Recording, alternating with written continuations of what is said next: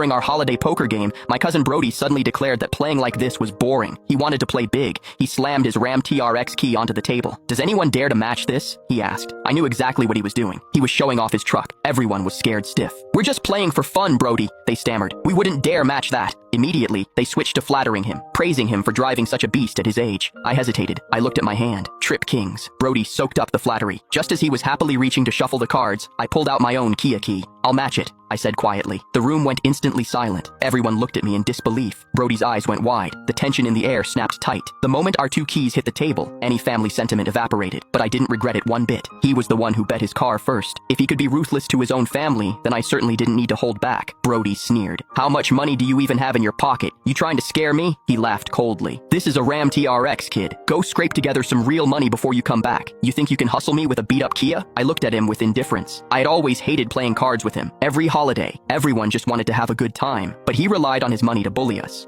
He always bet big. Anyone who plays poker knows the truth. The poor have no dignity in front of the rich. When we bet $5, he'd throw in 500. Everyone told him not to play so hard against family. He'd just look innocent. 500 is big. Since when? He relied on the fact that we were broke to act recklessly. I knew my Kia couldn't compare to his TRX, so I turned and called my fiancée, Molly. We were about to get married. She was wearing her engagement set, the 5 gold items. "Put your ring and the Rolex on the table," I told her. Molly looked at me. She didn't ask what cards I had. She just took off the gold and the watch and slammed them onto the table. At that moment, a phrase popped into my head. "With a partner like this, I have no regrets in life." I looked at Brody seriously. "That's enough value now. Are we going to open the cards?" Brody's face changed instantly. He gritted his teeth. He never expected me to actually defy him. "Cousin," he mocked, "don't blame me for not warning you. If I lose a truck, it's nothing. But if you lose everything, how is your family going to eat?" I shook my head. "Don't worry about us. We have our own ways to survive. Besides, didn't you just tell my dad at dinner that I didn't have any guts?" Brody's face turned iron gray. I had never offended him before, but earlier at dinner, just because I didn't make as much money as him, he had humiliated me. He had mocked me with that arrogant look, saying I was too cowardly to do big business, not like him, the boss. Halfway through his speech, my dad had stepped up to light his cigar. Dad was just trying to be nice, but Brody didn't even block the wind. Outsiders might not understand what that means, but in our family, if an elder lights your smoke and you don't cup your hands, it means you don't respect them. It means you're looking down on them. It was a public humiliation of my father in front of the whole house. Everyone watched Brody nervously, asking if he was going to open the cards. He took a deep breath. "If you want to play," he said suddenly, "let's play bigger. That's the only way I get a thrill." He slammed his cards face down on the table and covered them with a plate. Then he walked out. Through the window, we saw him go to his TRX and pull out a metal briefcase. He marched back in and slammed the case on the table. He opened it. Inside were stacks of cash. "There's $50,000 in there," Brody said arrogantly. "Do you dare to follow?" The commotion caught the attention of the elders. Uncle Don saw what Brody was doing and panicked. "Are you crazy?" He rushed over. "That's the advance payment for the factory project. You can't use that." Brody sat down, smiling.